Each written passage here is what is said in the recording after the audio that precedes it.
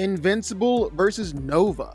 Two teen superheroes consistently battling against intergalactic threats, but if they're fighting each other, who's coming out on top? Who's stronger? Who's more powerful? And really, is it even gonna be close? Let's get into it. And starting out, let's spend a bit of time talking about everyone's favorite Viltrumite, Invincible. So for starters, why are the Viltrumites so stinking powerful? Well, it's because they have access to smart atoms, molecularly the same as normal atoms, but they give access to all sorts of power on the atomic level. And Viltrumites are unique because they can use smart atoms for a whole lot of different powers. Super strength, super speed, flight. They're the only race in the universe to have smart atoms literally encoded inside their DNA. That's what makes them so powerful. And just how powerful are they?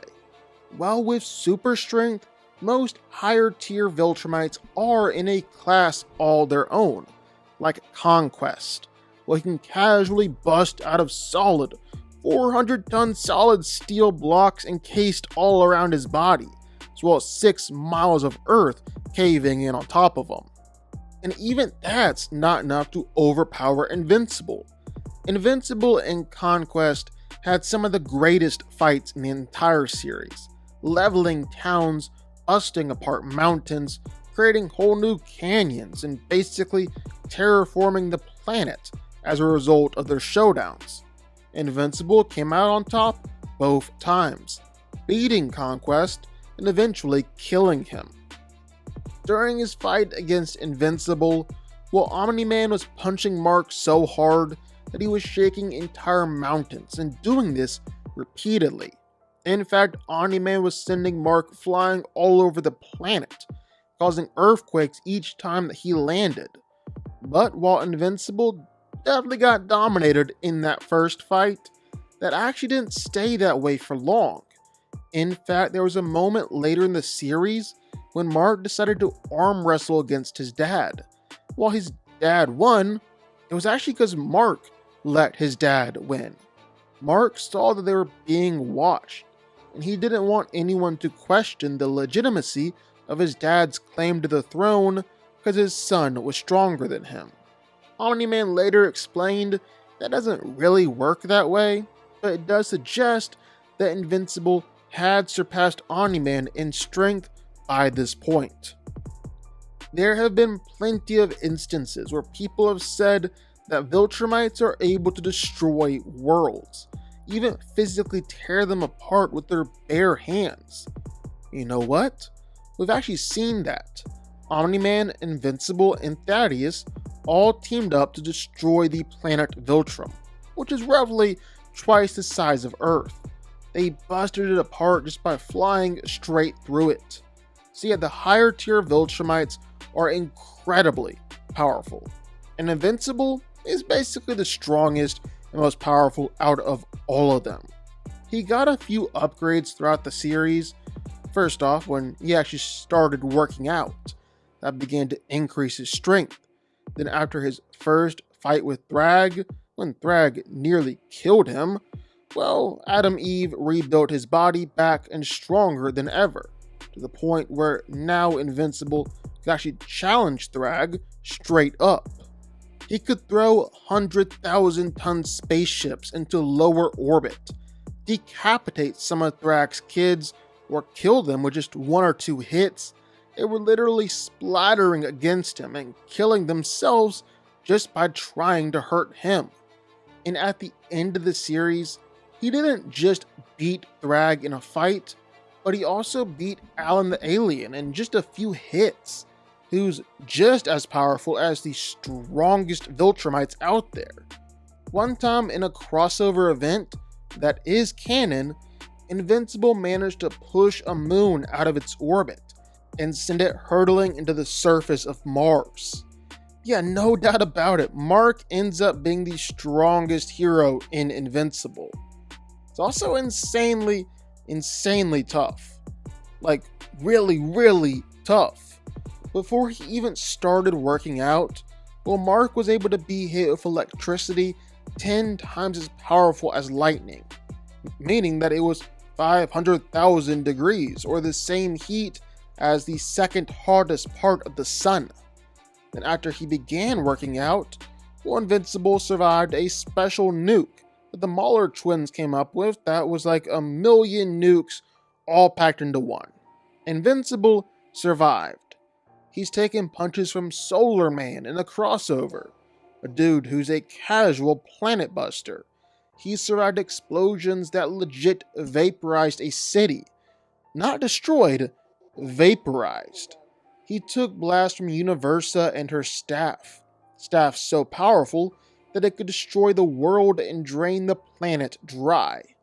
Even in his final fight against Thrag, while Invincible and Thrag legit fought in the sun for 23 pages straight in the comic. They were in the sun up to 2 million degrees Fahrenheit. Not just that, but surviving solar flares, which erupt with the force of millions of nuclear bombs. And while Invincible did need Robot to come in and save him so he didn't burn up, it's still incredibly impressive that he was able to survive for just as long as he did. Then lastly, speed. And all Viltrumites are able to ignore gravity and move around at faster than light speeds, as they're actually able to bypass the speed of light altogether by subspace jumping their atoms. And Invincible can definitely do this, move at faster than light speeds. In fact, he's one of the fastest ones there is, even just busting through that planet Viltrum, while Invincible had to move faster than light speed to do it. And this is just common routine for Mark. While he's flying around or even during his fights against other Viltrumites, he's repeatedly moving at faster than light speeds. No question about it. At the end of the day, Invincible is without a doubt the strongest, most powerful Viltrumite out there, and he definitely proved that by the end of the series, beating Thrag in a fight in the sun. He's massively faster than light speed. He's class Z in terms of lifting strength, meaning he can lift moons or small planets. He's durable enough to survive small planet level attacks, and is powerful enough to dish out small planet attacks in return. Basically, Invincible comes in at small planet level in power. No doubt about it, he is the greatest Viltrumite there is. But if that's Invincible, and if he's that powerful, well, what can Nova do against him? That's a great question. Glad you asked. Sam Alexander's father served as a member of the Black Novas, the Nova Corps' Black Ops unit. When the Nova Corps fell, well, he continued to operate as a hero, even helping out the Guardians of the Galaxy. However, he was eventually killed. That's when Sam inherited the helmet, was able to start out on his own path as a hero. Now, in case you don't know, the Nova Corps are basically like the Green Lantern Corps over in the Marvel Universe, basically meaning that they're a cosmic police force with a signature weapon. For the Green Lanterns, it's their Green Lantern ring. For the Nova Corps, it's the Nova helmet. With that helmet, well, they can tap into the virtually limitless energy source called the Nova Force. And that's what allows them to police the galaxy and fight against aliens and monsters and be superheroes. However, the thing is that how much energy in the Nova Force that individual Nova Corps member gets access to, well, it's all based upon their rank within the Nova Corps. And that's where Sam comes in, because Sam is special. See, he's got a Supernova helmet, which is a helmet specifically made to grant access to all of the Nova Force, which of course means that this Nova should be stronger than even the strongest Novas in the Corps. In fact, the Nova Force is pretty comparable to something like the Power Cosmic, which means that theoretically, Nova could be in the same ballpark as some Herald level beings. And while all that is nice in theory, we do need some actual feats and proof to back it up. And for starters, well, Nova can pull off a lot of feats that put him on par with someone like Invincible, lifting skyscrapers, leveling mountains, or barreling through and destroying some pretty massive spaceships. But like we said, those are all things that Invincible can do too. Does anything set Nova apart? Well, just like Invincible is able to fight against the likes of Conquest or Thrag, well, I think Nova's got some pretty nice fights under his belt too. I mean, Nova's fought against the Hulk before, and not just any Hulk, but Claw, a version of the Hulk that's even more ruthless and actually straight up evil. And sure, Nova lost.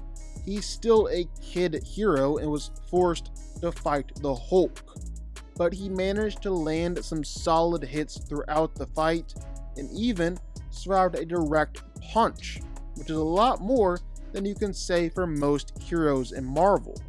Then Nova also fought against Beta Ray Bill and actually did even better this time around. Yes, Beta Ray Bill still had the upper hand, but this is a guy who's on par with Thor and can fight against Silver Surfer. You'd expect him to win. It's the fact that Nova could even hold his own and land good hits throughout the fight that makes it so impressive. Now, I understand all these showings aren't as cool as Invincible's when you compare it on the surface. Invincible is able to beat and kill his villains. Nova is losing fights but holding his own. The difference here is that the scaling between Invincible and Marvel is just off the charts. The best feat in Invincible is when 3 Viltrumites were able to destroy a planet. And even then, it was made very clear that it was pretty much pure luck, a one-off instance, and not something that they could easily replicate. Over in Marvel, destroying planets is light work. It's a routine thing. Even Beta Ray Bill went around the universe just casually destroying planets when he was trying to pick a fight with Galactus.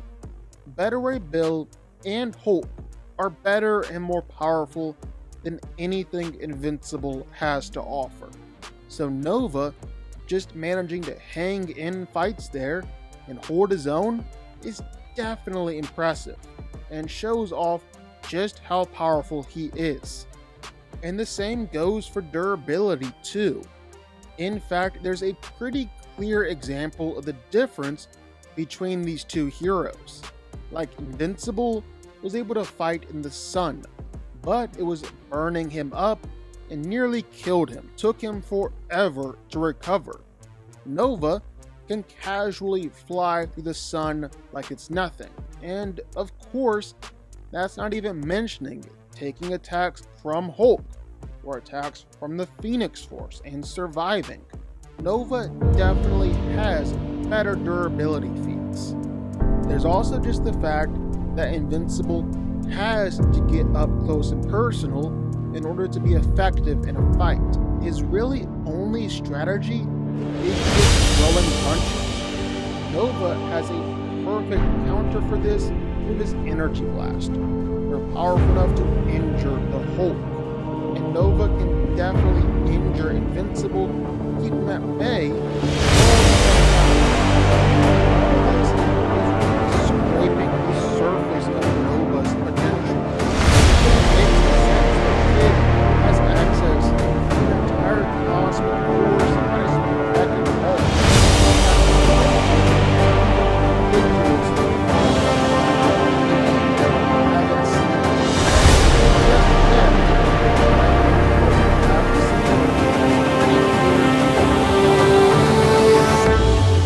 Invincible